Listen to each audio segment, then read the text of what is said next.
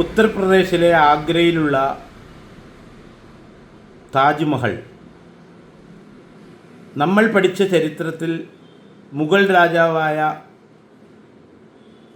ഷാജഹാൻ ചക്രവർത്തി അദ്ദേഹത്തിൻ്റെ രണ്ടാമത്തെ മൂന്നാമത്തെ ഭാര്യയുടെ ഓർമ്മയ്ക്കായി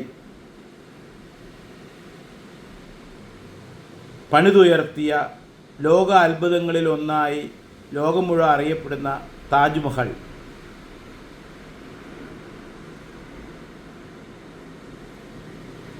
ഇന്ന് ഒരു വലിയ വിവാദത്തിൽ ചെന്നുപെട്ടിരിക്കുന്നു. ഇത് വിവാദമാണോ ശരിയാണോ തെറ്റാണോ എന്ന് കോടതി അന്വേഷണത്തിന് ഉത്തരവിട്ടിരിക്കുകയാണ്.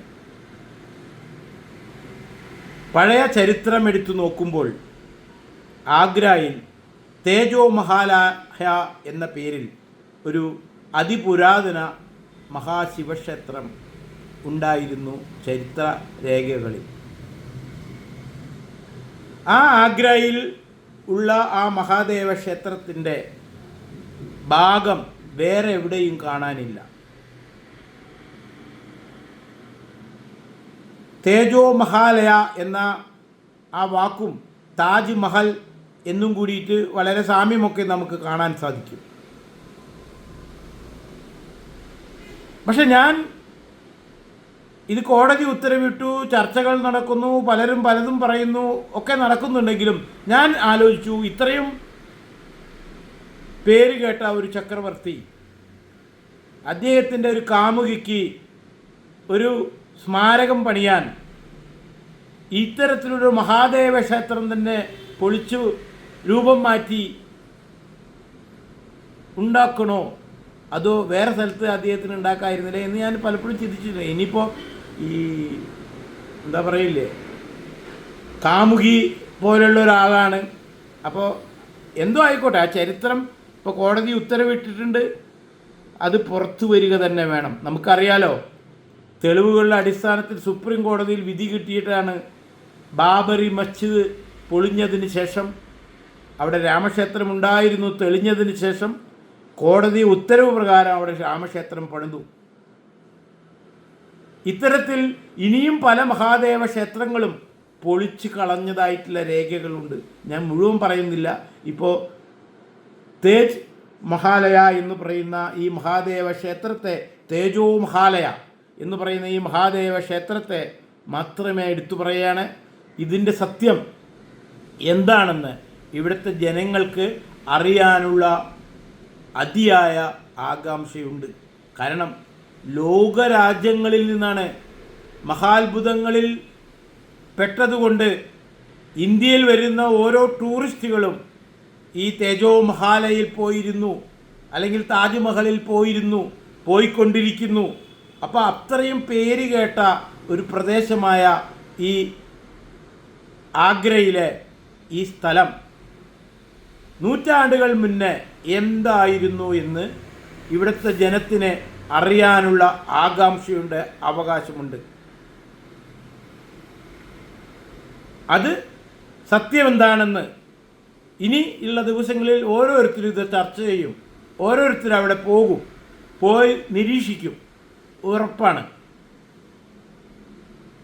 ആ നിരീക്ഷണത്തിനൊന്നും ഇടവരാതെ ഇതിൻ്റെ സത്യം എന്താണെന്ന് ജനത്തിന് കാണിച്ചു കൊടുക്കുന്ന രീതിയിലുള്ള പ്രവർത്തനങ്ങൾ ഭരണാധികാരികൾ ചെയ്തു കൊടുക്കണം.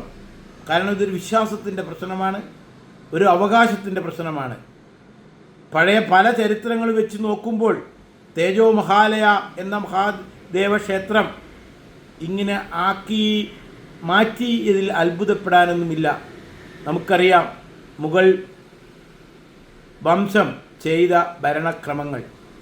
പക്ഷേ കഴിഞ്ഞ ഭരണകൂടങ്ങൾ അത് ചരിത്രമായി ഇവിടുത്തെ വിദ്യാഭ്യാസത്തിൽ കൂടി അത് മഹാസംഭവങ്ങളായി പഠിപ്പിച്ചു.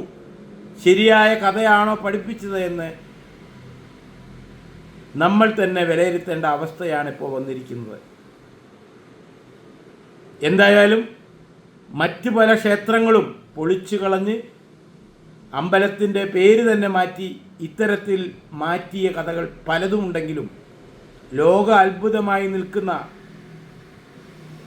താജ്മഹൽ ആഗ്രായിലെ ചരിത്രം നോക്കുമ്പോൾ അവിടെ തേജോ മഹാലയ എന്ന് പറയുന്ന മഹാദേവ ക്ഷേത്രം ഉണ്ടായിരുന്നു.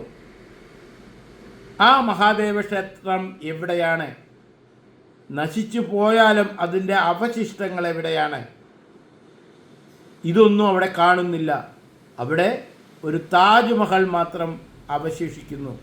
തേജോ മഹാലയ, താജ്മഹൽ, വളരെ സാമ്യമുള്ള പേരുകൾ. സംശയത്തിന് കൂടുതൽ ഇടം കൊടുത്തുകൊണ്ടാണ് ഈ സംഭവം മുന്നോട്ട് പോകുന്നത്. ഇത് തീർച്ചയായും തെളിയിക്കപ്പെടേണ്ട കാര്യം തന്നെയാണ്. കാരണം ലോകരാജ്യങ്ങളിലെ ജനങ്ങളെ പോലും പറ്റിച്ചിട്ടാണ് ഭാരതത്തിൽ ഇങ്ങനെ ഒരു സംഭവം നടന്നുകൊണ്ടിരിക്കുന്നത്. ഇതിൽ ചില യൂറോപ്യൻ ടൂറിസ്റ്റുകളും ഫോറിൻ ടൂറിസ്റ്റുകളും ചരിത്രം പഠിച്ചുകൊണ്ട് അവർ വരുന്നത് പോലും ഈ തേജോ മഹാലയ എന്ന മഹാദേവ ക്ഷേത്രം കാണാനാണ് എന്നതാണ് അതിലെ തമാശ. കാരണം ഈ ചരിത്രം അവർക്കും പഠിക്കാം, എല്ലാവർക്കും പഠിക്കാം. അത് കാണാൻ വരുമ്പോൾ അവസാനം ചെന്നെത്തുന്നത് താജ്മഹലിലാണ്. അപ്പം തീർച്ചയായും കോടതി പറയുന്ന ഈ സംശയ ദൂരീകരണം എത്രയും പെട്ടെന്ന് അതിന് ഉത്തരവാദപ്പെട്ടവർ മുന്നോട്ട് വന്ന് സാധാരണ ജനങ്ങളും ലോകത്തിൻ്റെ മുന്നിലും അത് ക്ലിയറാക്കി കൊടുക്കേണ്ട ഉത്തരവാദിത്വം ഭരണകൂടത്തിന് ഉണ്ട് എന്നതിന് യാതൊരു സംശയവും വേണ്ട.